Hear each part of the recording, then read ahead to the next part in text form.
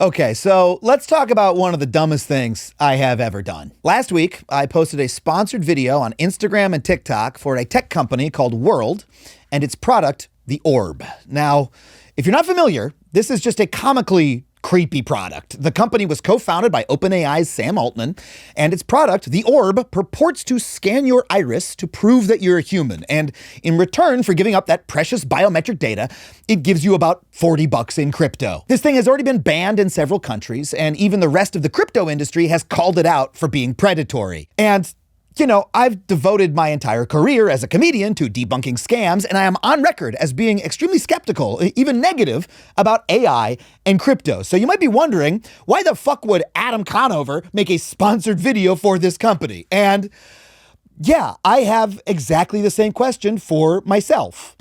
Looking at this decision with hindsight, I am fucking embarrassed. I'm humiliated, to be quite honest. It feels like I was asleep at the wheel of my own life in some way. I mean, I've been making comedy online in the public eye for a few decades at this point, and I thought I knew what I was doing, but it turns out I'm just capable of fucking up in the most fundamental way.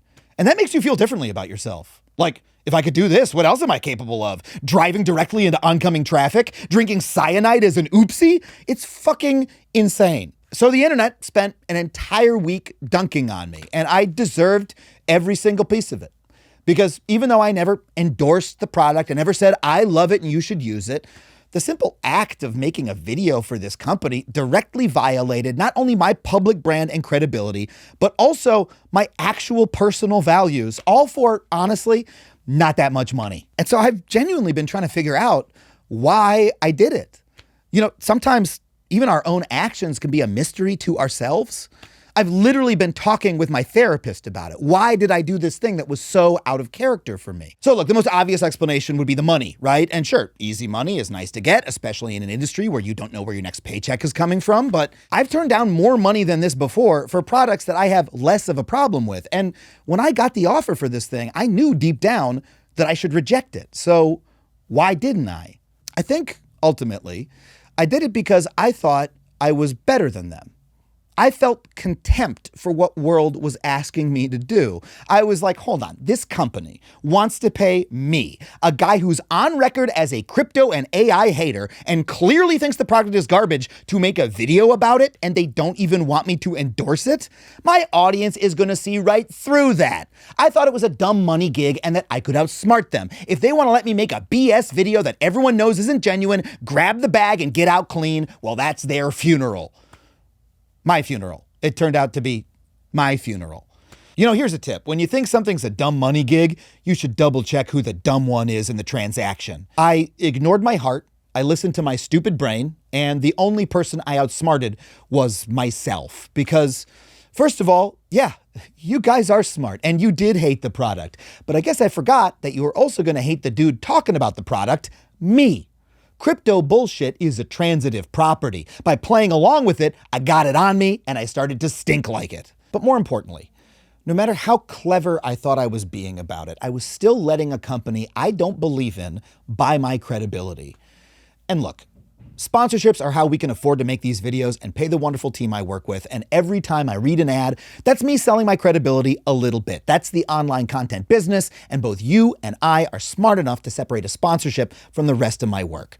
But there's a difference between doing a podcast ad for a product you like or even feel neutrally about, and making a custom video for a company whose products you actively think are at best valueless and at worst harmful.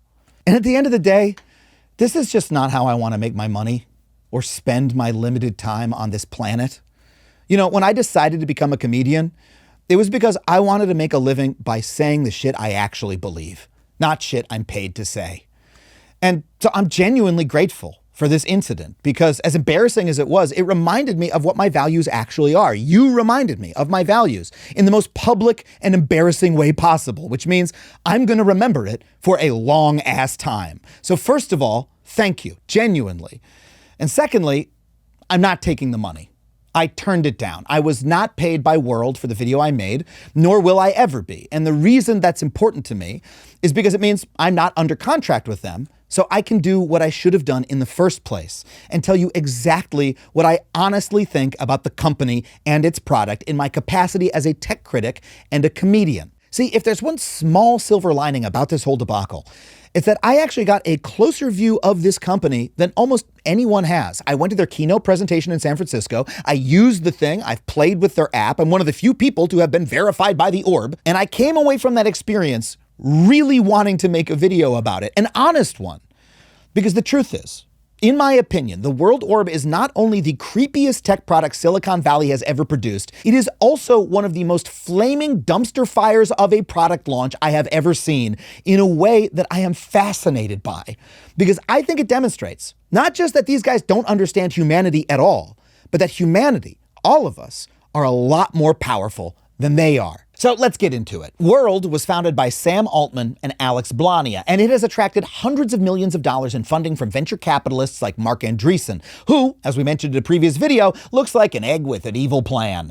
I did not Photoshop that picture. That is straight from the carton. Now, the way World usually pitches their service is to say that in the future, the internet will be so flooded by AIs that are indistinguishable from humans that we will need a way to tell who's a human being and who is not. So they've created a product called the Orb, which offers what they call an anonymous proof of human in the age of AI. Never mind the strange wording and the fact that this problem doesn't actually exist yet.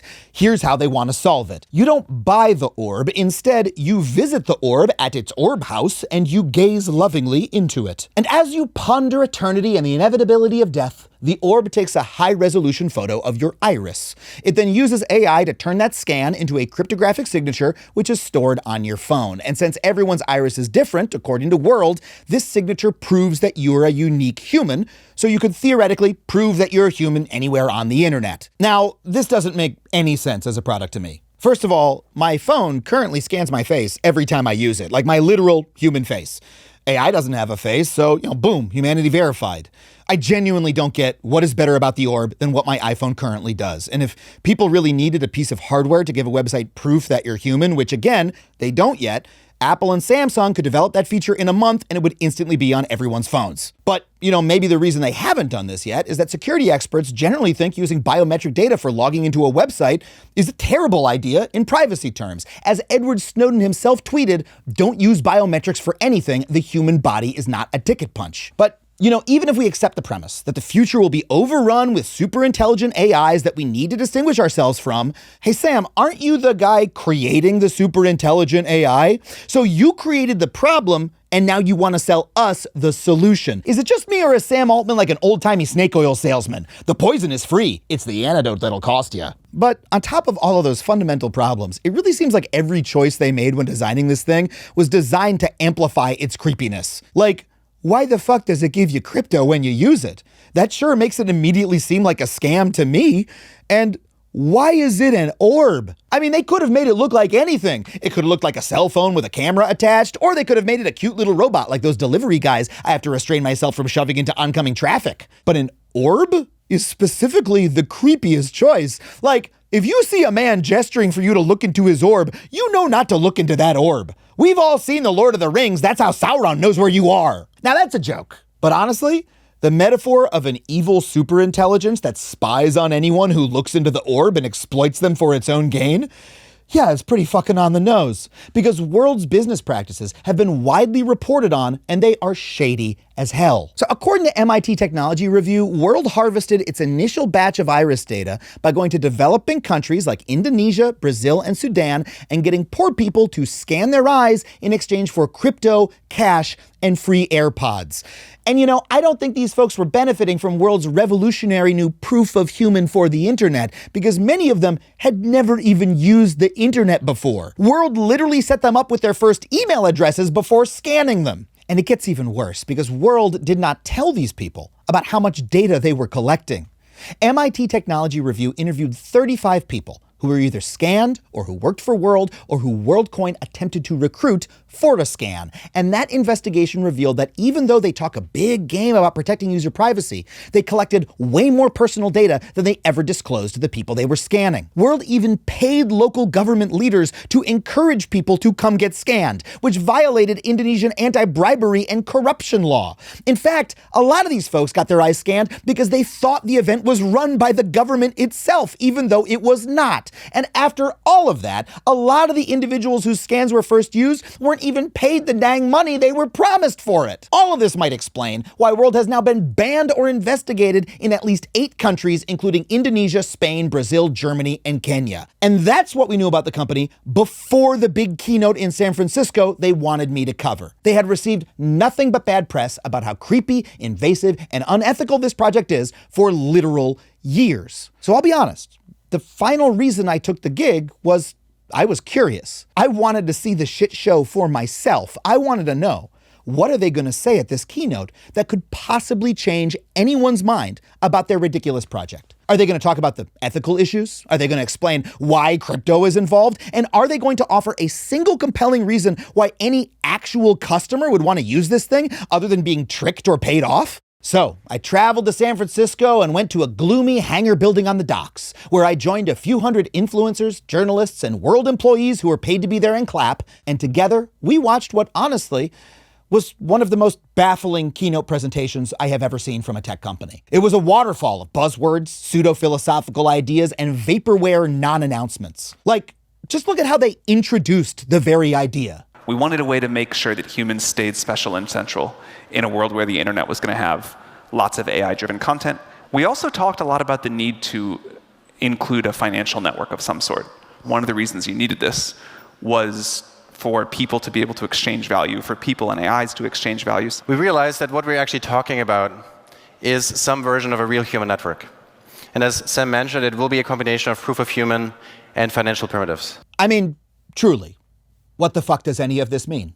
Why would a human and an AI need to exchange value? Is ChatGPT gonna get a bank account and start sending me Venmo requests? And what the fuck are proof of human and financial primitives?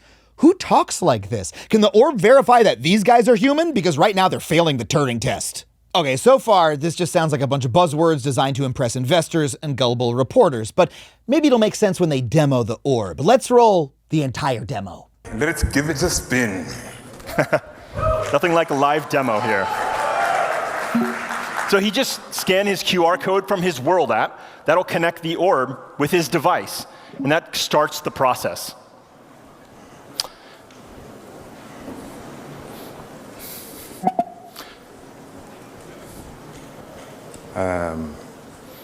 All right, so he's a little bit too far from the orb. It asks him to move a little bit closer. Try it one more time. The stage lights might be affecting the cameras we're afraid of, but... Ah, yes. The orb is so sophisticated that it can be rendered inoperable by the lights being on. It'll work. Perfect.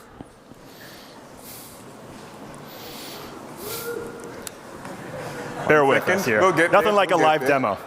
It's so quiet in there that you can hear the product guy breathing heavily into his microphone. That's tech industry speak for, I wish I took that job at Google. Okay. All right. Scan his QR code, so he's paired the orb with his phone. Whew, all right, the orb scanned a QR code, something my iPhone has literally been able to do since 2009. Uncomfortable pause out of the way, they do eventually scan this man and verify his humanity, according to them. So, all right, fine. They still have to answer the question, why would I want to do this? How does it benefit me, the consumer, to leave my house, go to an orb, gaze into it, and give World access to my precious biometric data? And it turns out that World was simply unable to answer this question. Let's watch them try. We always believed that there's 3 main areas where this is going to matter in the beginning the most. It was gaming, dating, and social. Okay, got it. The areas you're going to destroy with AI first are my gaming life, my dating life, and my social life. Fuck you, I guess. How are you going to solve that problem you created? And so already today, you can actually verify your Razer ID with World ID's Proof of Human. Starting next month, we will have orbs in all Razer stores, and gamers can verify where they love to go. Oh, cool, Razer, the gaming mouse company. You know how sometimes you turn on your gaming PC and it's like, hey, your mouse needs you to log in for some fucking reason? Well, now if you go to one of the country's 11 Razer stores, you can make sure that useless pop-up knows you're a human. Incredible. Gonna be lines out the door. What else you got? How about dating? Well, they brought out the CEO of Match Group to tell us all about it. Yeah, here's a quick look at what this user journey might look like on Tinder in Japan, which will be launching later this year. It's going to be very easy. You will be able to log in with your World ID. World app will send a proof to Tinder, and then you can verify not only that you're a human, but in the case of Tinder Japan, even that you're above 18. And then we will explore to roll it out in further products as we go along. Yeah. Sorry, Spencer. Thanks, Alex. Look. Oh no, the date just got awkward. Something tells me World and Tinder aren't marriage material. Now, first of all they announced at this event is a pilot program in Japan that hasn't even begun yet. So I don't understand how that's supposed to get me to sign up in the US, which again is the point of this entire keynote. But more importantly, bots are not the biggest problem with online dating. I use dating apps, and you know how you weed out the bots? You say, hey, do you want to get a drink sometime? Last time I checked, you need a human body to drink a glass of Chardonnay while you listen to your date explain the Criterion collection. Bots are just not the biggest safety issue with dating. You know what is? Fucking humans. Women aren't afraid a man isn't real. They're afraid he is real and he has a real knife. But if that doesn't convince you, don't worry. World has one last big feature that isn't quite ready, but they swear to God is coming soon. Sometimes you're just walking around and you want to have a pizza or a beer, and Stripe isn't there, right? They probably don't yet accept QR code payments. And so what do? Well, it turns out someone already solved that problem many years ago. And so I'm very excited to share with you our latest product. And we're calling it WorldCard.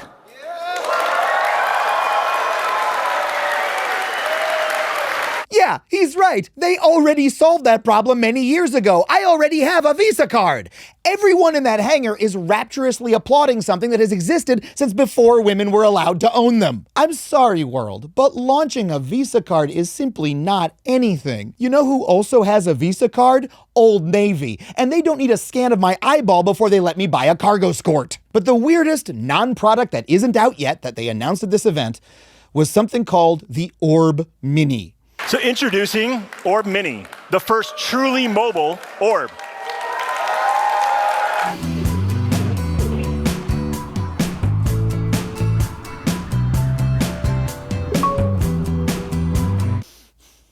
Just two problems here. Number one, if it could have been shaped like a cell phone the whole time, why was it an orb in the first place? Now it's not an orb, but it's still called an orb, except now this not orb also has a face. Somehow they managed to make this thing even fucking creepier. And secondly, just who would ever do this? Is the pitch that I need an orb to verify that the person I'm sitting across from is a human? That's why God gave me hands, baby. I can just reach out and touch them. I feel their meat with my meat, and that lets me know we're both meat people so I can go on with my drug deal. I don't need an orb to do that. So, what is the real purpose of the Orb Mini? Well, to learn the answer, we need to do something that they actually did not do at the keynote. We need to open up the World app. And when we do that, it turns out it's just a crypto app.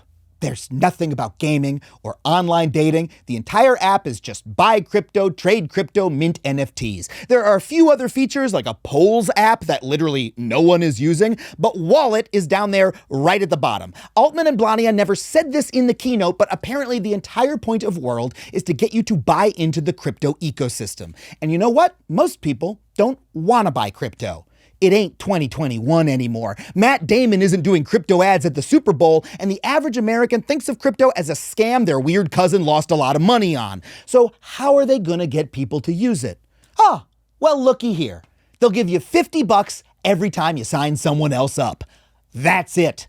That's the pitch. Buy an Orb Mini, join the Orb Street team, and start scanning suckers for $50 a head. I mean, this reminds me of a multi-level marketing scheme. Apparently, I'm supposed to host an Orb party and scan my friends and family like I'm selling LuLaRoe. And truthfully, that's it. That's all they got. All this technology, all of this razzle-dazzle and theatrics. And at the end of the day, they have nothing to offer but a crypto app that pays you to sign up in exchange for your eyeballs. When I realized this, the entire event started to seem kind of sad. Like I was the hired entertainment at a rich kid's birthday party. Every person I talked to from the company, and they were all really nice, really sincere people, they would ask me, hey, what do you think of the orb? And when I'd reply politely, well, I don't really see a use case for it. It just seems like you built a complicated crypto wallet and most people don't want to use crypto and are frightened by the biometric data. They just kind of stare off into the middle distance and go, yeah, just thinking about updating that LinkedIn page. And now, a couple weeks after the event, well, the response has been non-existent. I mean, there were a few critical write-ups on sites like The Verge, Gizmodo, and Wired, most of which were very skeptical about the product, and then everyone stopped talking about it. This keynote that I've been showing you, it has 27,000 views on YouTube. That is nothing. And I dare you to find a single comment anywhere on social media where someone says, cool product, I'm looking forward to getting scanned by the orb. Instead, the public is saying, fuck this product and anyone associated with it, yours truly included. World is flopping incredibly hard. Humanity is rejecting the real human network. And I think this proves something really important about the tech industry today. It proves that Altman and Blania are not geniuses. They're just dudes who are really good at getting other people to give them money. They told Mark Andreessen and a bunch of other VCs a pretty story full of buzzwords about how they were going to create a super intelligent AI and a global authentication layer for the entire internet and force everyone in the world to use crypto. And that story got them hundreds of millions of dollars. But after spending all that money and hiring all these people and creating all this hardware and software, the only pitch they could find for why you should use it is, hey, we'll give you $50. All they have is money. And sure, money can be powerful. It can make us do things we wouldn't have otherwise if we fall for it, like I did. And I'm truly embarrassed that I did, and the fact that you all had to yell at me for me to see it. But I'm also so grateful that you did, because you reminded me of what I never should have forgotten, that I have the power to say no. We all have the power to say no. What these people are selling us is not inevitable. You know, Sam Altman's whole grift is to go onto podcasts in front of investors, in front of Congress, and say that AI is coming and it's so massive and transformative that we're all going to have to adjust and do what he says. We'll have to get new jobs writing AI prompts and start watching AI movies and scanning our eyeballs in his goddamn machine. But what this experience has taught me is that he's wrong. Sure, he's got money on his side, but he's forgotten that he is not the one who decides what the future will be. He is not the one who gives us proof of human. We do.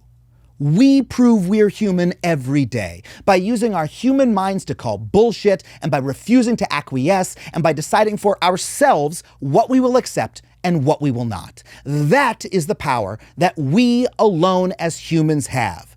That is what we were put on Earth here to do. That is what I was put on Earth here to do. And I want to thank all of you for reminding me of that.